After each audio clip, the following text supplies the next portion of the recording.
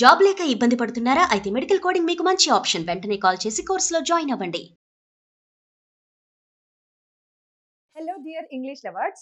How are you all doing? In our previous sessions, we learned regarding some past and future concepts. Today, I came up with a new concept. Before starting, I would like to start this session with a beautiful, like a quote kind of thing. When fear knocks, answer with action. భయం మన తలుపు తట్టినప్పుడు భయం మన మెదడుని మన మైండ్ని తట్టినప్పుడు మరి దానికి సమాధానం దేంతో చెప్పాలంట? యాక్షన్ రూపంలో అయితే సమాధానం చెప్పాలి. So this is a wonderful quote అండి. నేను మాట్లాడలేను, మాట్లాడుతుంటే భయం, నాకు రాంగ్స్ అవుతున్నాయి అనే ఈ భయం, ఇంగ్లీష్ భయం మనల్ని తట్టినప్పుడు, నాక్ చేసినప్పుడు మరి దానికి ఆన్సర్ దేంతో ఇవ్వాలంట? వీడియోలు చూసి రాసుకొని కాదు, నోటితో మాట్లాడి పలికి డైలాగ్స్ చెప్పి సెంటెన్సెస్ ఫార్మ్ చేసి యాక్షన్తో సమాధానం చెప్పాలి ఆ భయానికి. So keeping this in mind, let's move forward in the video. So మన నాలుక ఫస్ట్ ఇంగ్లీష్కి అలవాటు పడాలి అనుకున్నాం కదా, దానికోసం ఒక చిన్న టంగ్ ట్విస్టర్. వెరీ సింపుల్ అండి. Eddie edited it, Eddie edited it, Eddie edited it, Eddie edited it, Eddie edited it. Try this. ఒక 5 times ఈ టంగ్ ట్విస్టర్ స్పీడ్గా నాలుగుతో అనడానికి ట్రై చేయండి. ఎడ్డీ ఎడిటెడ్ ఇట్ అలా స్పీడ్గా వచ్చేసేయాలి. ఓకే, సో ఇక్కడ వీడియో పాజ్ చేసుకొని దీన్ని ఒక 5-6 times ట్రై చేసి అప్పుడు నెక్స్ట్ వీడియో కంటిన్యూ చేయండి. ఇప్పుడు మనము చూడండి, తెలుగు అయినా, హిందీ అయినా, ఇంగ్లీష్ అయినా, వాట్ ఎవర్ లాంగ్వేజ్ ఏదైనా సరే, ఫస్ట్ మనకి కాలాలు ఉంటాయండి. భూత, భవిష్యత్, వర్తమాన కాలాలు, పాస్ట్, ప్రెజెంట్, ఫ్యూచర్. ఈ 3 వస్తే సగం ఇంగ్లీష్ వచ్చేసినట్లే. ఇది మైండ్ ఫస్ట్ మనకి తెలియాలండి. సో టెన్సెస్ అని చెప్తా ఉంటాం కదా, మెయిన్ ఏ టెన్సెస్ తెలియాలా? Past, future, present. Already previous వీడియోస్లో మీకు నేను పాస్ట్ గురించి చెప్పాను, ఫ్యూచర్ గురించి కూడా నేర్చుకున్నాం. ఈరోజు ఈ వీడియోలో ఆ రిమైనింగ్ థర్డ్ ఉందే ప్రెజెంట్, ఈ కాన్సెప్ట్ నేర్చుకోబోతున్నాం. అయితే ప్రీవియస్ వీడియోస్ అంత సింపుల్గా ఉండదు, కొంచెం టఫ్ ఉంటుంది. ఇది మనసు పెట్టండి, జాగ్రత్త. సో ప్రెజెంట్ అంటేనే మనకి గుర్తు రావాల్సిన వర్బ్ V1. అసలు ఈ V1 ఎప్పుడెప్పుడు వాడతామో ఫస్ట్ ఈ పాయింట్ తెలియండి, చాలా ఇంపార్టెంట్. V1 అంటారు, ప్రెజెంట్ అంటారు, అంటే మీనింగ్ ఏంటి? ఎప్పుడు వాడాలి ఈ V1ని? ఫస్ట్, ఆల్వేస్, ఆర్, ఎవ్రీడే, ఎల్లప్పుడూ చేసేదానికి, ఎవ్రీ టైం, ఆల్వేస్ చేసే పనులకి ఇంగ్లీష్లో V1 చెప్పాలి. నేను రోజు 6 లేస్తా, నేను ప్రతిరోజు క్లాసులు టీచ్ చేస్తా, నేను ఆన్లైన్ క్లాసెస్ కండక్ట్ చేస్తా.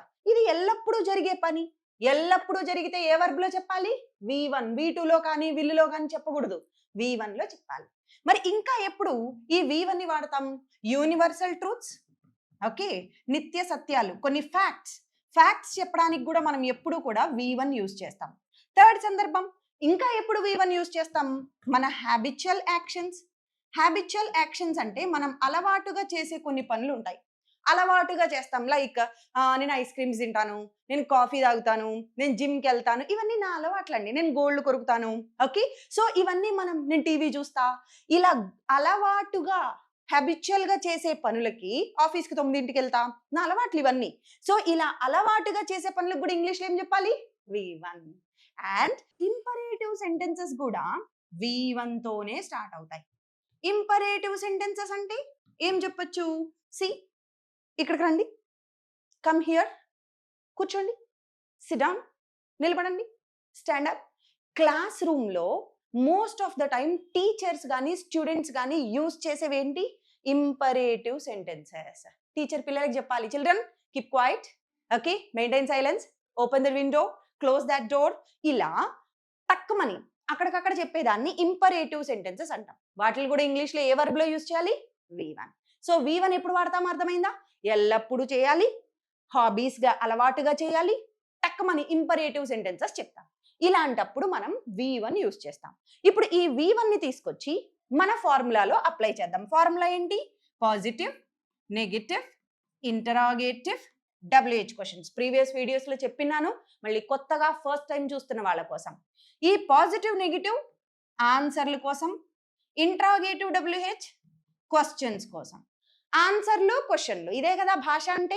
సో ఇప్పుడు ఆన్సర్లు చెప్పాలి. నేను రోజు 6ంటికి లేస్తా, నేను ప్రతిరోజు జిమ్కి వెళ్తా, నేను ప్రతిరోజు క్లాసెస్ టీచ్ చేస్తా. పాజిటివ్ సెంటెన్సెస్ అంటే పాజిటివ్గా చెప్తా, తింటా, చేస్తా, రాస్తా, వెళ్తా, మాట్లాడతా. మరి నెగిటివ్, తినను, మాట్లాడను, టీవీ చూడను, అబద్ధాలు ఆడను, క్లాసెస్ కండక్ట్ చేయను, ఇట్లా నెగిటివ్.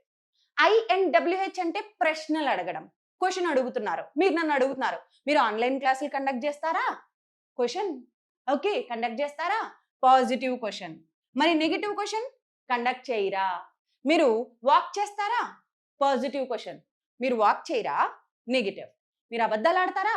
Positive question. అబద్ధాలు ఆడరా? నెగిటివ్. ఇంగ్లీష్ ప్రాక్టీస్ చేస్తారా? Positive question. ప్రాక్టీస్ చేయరా? Negative question. ఏం ప్రాక్టీస్ చేస్తారు, ఎప్పుడు, ఎందుకు, ఎలా, అవి WH క్వశ్చన్స్. ఇది మన ఫార్ములా. ఇప్పుడు ఈ ఫార్ములా తీసుకొచ్చి మన ప్రెజెంట్లో, ద సో కాల్డ్ ప్రెజెంట్ V1లో ఈ ఫార్ములాని అప్లై చేసి నేర్చుకుందాం. Okay, so first positive sentences చూద్దాం. చూడండి, I, you, they, we, he, she, it. ఇక్కడ మీరు గుర్తుపెట్టుకోవాల్సిన చిన్న పాయింట్, వెరీ ఇంపార్టెంట్.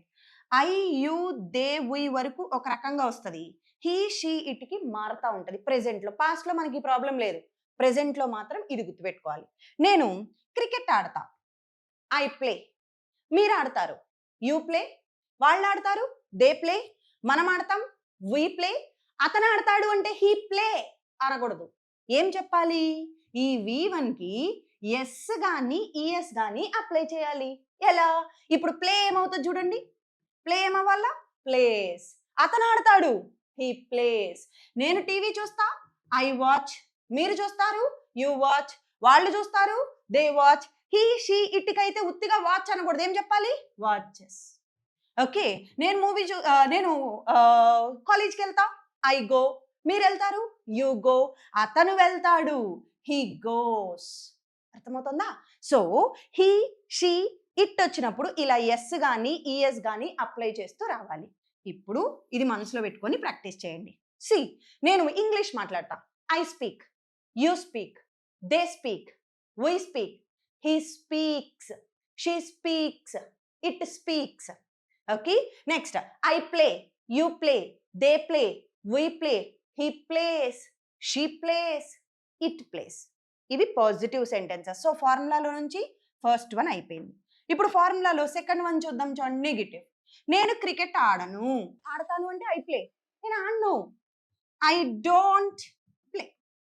ఓకే, మీరు ఆడరు, యూ డోంట్ ప్లే. వాళ్ళు ఆడరు, దే డోంట్ ప్లే. మరి అతను ఆడడు, హీ డజంట్. హీకి షీకి డజ్ రావాలి. మామూలుగా వీటన్నిటికైతే డూ, హీకి షీకి డజంట్ ప్లే. ఆమె ఆడదు, షీ డజంట్ ప్లే. అది ఆడదు, ఇట్ డజంట్ ప్లే. ఇవి ఆన్సర్లు. సో ఆన్సర్లు చెప్పడం చూసాం. మరి ప్రశ్నలు అడుగుదాం. చూడండి, మీరు ఆడతారా? Do you play? ఓకే, వాళ్ళు ఆడతారా?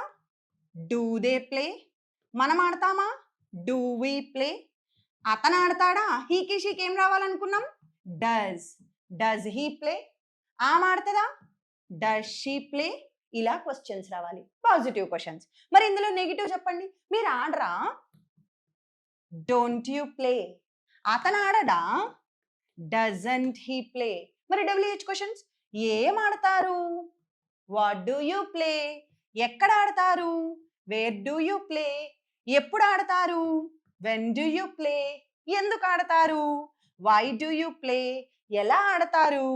How do you play? మరి ఎందుకు ఆడరు? Why don't you play? అతను ఎందుకు ఆడు? Why doesn't he play? ఇది కాన్సెప్ట్ గురించి బ్రీఫ్గా. ఇప్పుడు నాలెడ్జ్ వచ్చింది, దాన్ని ఏం చేయాలంట? ప్రాక్టీస్ చేయాలి. ఫియర్ పుట్టింది, ఓర్ బాబోయ్, హీ షీ ఎస్లంట, ఈఎస్లంట, డజ్లంట, ఇవన్నీ ఎట్లా ఈ ఫియర్ పుట్టింది? మరి దానికి సమాధానం దేంతో చెప్పాలా? యాక్షన్తో చెప్పాలి. యాక్షన్ అంటే ప్రాక్టీస్. ఇప్పుడు నేర్చుకున్నవన్నీ యూజ్ చేసి ఒక చిన్న కథ చెప్తాను చూడండి. కథల ద్వారా నేర్చుకుంటే ఈజీగా గుర్తుంటుంది. అది ఎలాంటి కథలు? ఏమో అనగనగనగా అలా వద్దు. డే టు డే లైఫ్లో మనం చేసే కథలు, డే టు డే లైఫ్లో మనం చేసే యూసేజెస్, మనం చేసే కాంటెక్స్ట్. సి, ఇప్పుడు నేను ఒక చిన్న కథ తీసుకొచ్చాను, మీరు నాతో పాటు చెప్పాలి. Try this one first. My brother అంటే ఇప్పుడు హీకి షీకి ఏం యూజ్ చేయాలనుకున్నాం? ఎస్ ఈఎస్ పెట్టాలి కదా. సో అందుకని వేక్కి ఏం చేశాను? వేక్స్ పెట్టాను.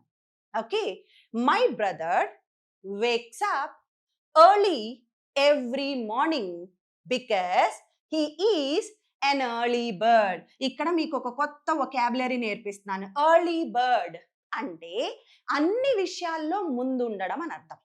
అది నిద్ర లేవడంలో ముందుండడం, ఏదైనా పని చేయాల్సి వస్తే ముందుండడం. అలా ముందుంటే ఏమంటారు, అన్ని ముందుగా చేస్తాం, ఎర్లీగా. Early bird. అందుకే కొన్ని ఆఫర్లు పెట్టినప్పుడు కూడా చెప్తాం ఎర్లీ బర్డ్ ఆఫర్ అంటారు. అంటే ఏంటి, ముందు వచ్చి కొనుక్కున్న వాళ్ళకి ఈ ఆఫర్. సో ఎర్లీ బర్డ్ అంటే ముందు ఉండడం. సో ఇక్కడ నుంచి ఇక్కడ వరకు చెప్పండి. My brother, repeat after me, నాతో పాటు రిపీట్ చేయండి. My brother wakes up early every morning because అతను ఎవరంట, early bird. He is an early bird. Okay, ఇప్పుడు దీన్ని ఇంకొంచెం ఇలాబరేట్ చేద్దాం. మరి మా బ్రదర్ ఇట్లా, మరి నా విషయానికి వస్తే నేనైతే బట్ ఐకి నెగిటివ్ ఎలా చెప్పాలి, don't wake up. But I don't wake up early. కానీ నేను మాత్రం ఎర్లీగా నిద్ర లేవను. I don't wake up early because I am a late riser. ఇప్పుడు ఇంకో వర్డ్ నేర్పిస్తున్నాను మీకు, చూడండి. కొత్త వొకాబులరీ, వొకాబ్ వస్తుంది, సబ్జెక్ట్ వస్తుంది, కాన్సెప్ట్ వస్తుంది, అన్నీ కలిపి మీ సొంత మాటల్లో అల్లుతున్నాం, కథలు అల్లుతున్నాం. ఇలాగండి ప్రాక్టీస్ చేయాలి. See, because I'm a late raiser.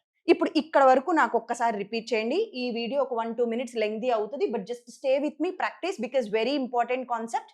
C, ఇప్పుడు ఇక్కడ నుంచి ఇక్కడ వరకు కలిసి ప్రాక్టీస్ చేద్దాం రండి. My brother wakes up early every morning because he is an early bird. But I don't wake up early because I am a late riser. మళ్ళా ఇక్కడ వరకు వచ్చేయాలి ఇప్పుడు అందరికి. ఓకే, ఇక్కడ వరకు come on. My brother wakes up early every morning because he is an early bird. But I don't wake up early because I am a late riser. ఇక్కడ వరకు వచ్చేసిందా? ఇప్పుడు చూడండి నెక్స్ట్ ఏమైందంట, ఇక్కడ నుంచి కథ చూద్దాం. This morning he woke up at 5 o'clock. He woke up. Already ఈ రోజు ఉదయం లేచేశాడు, అయిపోయింది V2. మనం ఫస్ట్ వీడియోలో నేర్చుకున్నాం ఆ కాన్సెప్ట్. దిస్ మార్నింగ్, ఈ రోజు ఉదయం, he woke up at 5 o'clock and వెళ్ళాడు. went for a walk. మనం చాలా మంది చేసే మిస్టేక్ ఏంటి, went to walk అంటాం. అనకూడదు, went for a walk. Okay, చూడండి. This morning he woke up at 5 o'clock and went for a walk. లెగిసి వాక్కి వెళ్ళాడు. After coming back from the walk నుంచి వచ్చిన తర్వాత అంటే ఏమనాలి, ఆఫ్టర్ కమింగ్ బ్యాక్. ఎప్పుడైనా సరే ఆఫ్టర్ వస్తే పక్కన ఇంగ్ ఫామ్ రావాలి, ఇలా గుర్తుపెట్టుకోండి. After coming, after going, after learning, after listening, ఇలా ఉండాలి. After coming back from the walk నుంచి తిరిగి వచ్చిన తర్వాత హీ టీజ్డ్ మీ. టీజ్ అంటే నన్ను ఆట పట్టించాడు. నువ్వు లేట్ బర్డ్, నువ్వు లేట్ రైజరు, లేట్గా లెగుస్తావు, ఇట్లా. ఓకే, హీ టీజ్డ్ మీ. అప్పుడు నాకు చాలా బాధ అనిపించింది, V2. I felt very bad, I felt very sad. ఇప్పుడు నేనేం డిసైడ్ అయ్యాను, ఫ్రమ్ టుమారో ఆన్వర్డ్స్, రేపటి నుంచి I will wake up at 5 o'clock. నేను కూడా 5ంటికి లెగుస్తా. And become an early bird like my brother. రేపటి నుంచి నేను కూడా 5ంటికి లేచి మా బ్రదర్ లాగా ఎర్లీ బర్డ్ లాగా తయారవుతాను. So first video V2 structure, second video will, and third video present. ఈ 3 కాన్సెప్ట్స్ నేర్చుకున్నాం మనం ఇప్పటి వరకు. Past, present, future. ఈ 3 కాన్సెప్ట్స్ నేర్చుకున్నాం కదా. ఇందులో పాస్ట్, ప్రెజెంట్, ఫ్యూచర్ అన్నీ వచ్చాయి, గమనించండి. చూడండి, మై బ్రదర్ వేక్స్ అప్. ఒక్కసారి ఇప్పుడు దీన్ని స్క్రీన్ షాట్ తీసుకొని మీరు ఒక 10 times నోటితో అంటూ ప్రాక్టీస్ చేయాలండి, అప్పుడు మాత్రమే వస్తుంది. ఒక్కసారి repeat after me. My brother wakes up early every morning because he is an early bird.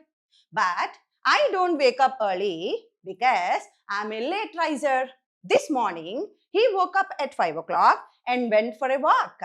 After coming back from the walk, he teased me.